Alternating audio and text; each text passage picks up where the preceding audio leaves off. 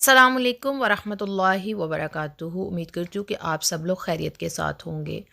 आज हम लोग बात करेंगे जी स्नोरिंग के टॉपिक के बारे में। यानी बहुत से लोग जो होते हैं उनको सोते वक्त खराटों की जो है वो शिकायत होती है, जिसकी वजह से अगर वो किसी के घर में एज़ अ गेस्ट चले जाएं तो भी उनको शर्मिंदगी का सामना होता है। अगर वो सफ़र में हों तो उसके उनके आस-पास दाएँ-बाएँ बैठे लोग जो होते हैं, यानी अगर इनको गहरी नींद आ जाए और उसके दौरान में अगर खर्राटों की कैफ़ियत पैदा हो जाए तो इंतहाई नागवार भी महसूस होता है।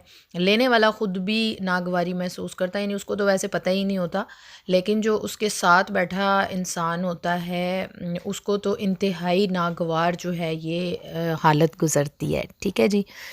तो असल में खर्राटे जो हैं वो इसका सबब क्या होता है? हमारे जो ग्लैंड्स हैं, जो हमारे गुदूद होते हैं, उसमें इस्तिरखाई अमल की वजह से, ठीक है, उसमें ढीलापन आ जाने की वजह से, इस्तिरखा आ जाने की वजह से उज़लात जो उनसे होते हैं उसमें सुकून पैदा हो जाता है और उनमें तहलील से हरकत जो है वो ख़त्म हो जाती है, जिसकी वजह से खर्राटों का मसला जो है वो होने लगता है। इसके अलावा जो गले की खुश्की, यानी गले का खुश्क रहना, ड्राई रहना, और बहुत से लोगों में इसकी वजह जो है वो मोटापा होता है, या अगर आप बहुत ज़्यादा थके हुए हैं तो उस वक्त में भी कुछ लोगों को थकावट की बेस पर भी खर्राटे जो होते हैं वो नींद में आते हैं।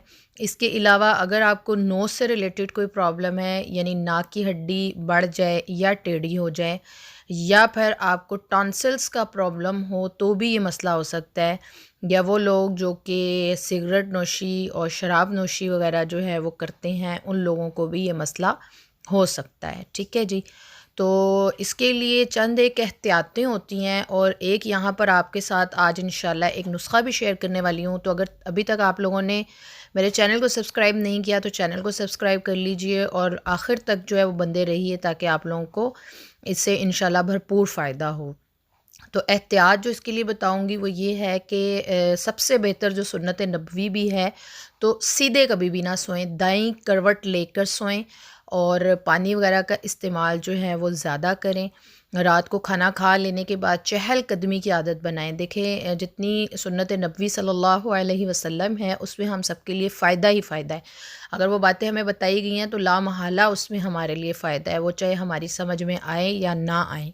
ठीक है, तो ये तमाम तर एहतियातें ज़रूर करें। इसके अलावा एक नुस्ख़ा है, उसको जल्दी से नोट कर लीजिए। आप लोगों ने करना क्या है कि बीख कासनी 10 ग्राम, ठीक है, बादियान 10 ग्राम, गुल बनफशा 10 ग्राम, इसके अलावा बीख बादियान, यानी बादियान भी लेना है, वो आपने लेना है 10 ग्राम, और बीख बादियान जो है ये 6 ग्राम, गाव ज़ुबान जो है ये भी 6 ग्राम, और इसके साथ में मुनक्का जो उनसा होता है उसके 14 दाने। ठीक हो गया। और ये तमाम तर चीज़ों को आपने क्या करना है, इनका खिसांदा तैयार करना है। खिसांदा कहते हैं जी कि रात के वक्त में आपने इन तमाम तर जड़ी बूटियों को 1-1.5 कप पानी में भिगो कर रख देना है ओवरनाइट के लिए, और सुबह आपने इसको अच्छी तरह से उस पानी के अंदर मल लेना है, छान लेना है, और फिर जो है वो उसको इस्तेमाल करना है। इसके साथ साथ जो है वो लऊ ख़यार शंबर, एक दवा है लऊ ख़यार शंबर, वो 2 चम्मच इस्तेमाल करने हैं। इंशाल्लाह चंद ही दिनों में फ़ायदा होगा। दुआओं में मुझे याद रखिए। अगर अभी तक चैनल को सब्सक्राइब नहीं किया तो चैनल को सब्सक्राइब कर लीजिए। अस्सलामुअलैकुम वरहमतुल्लाहि वबरकातुहू।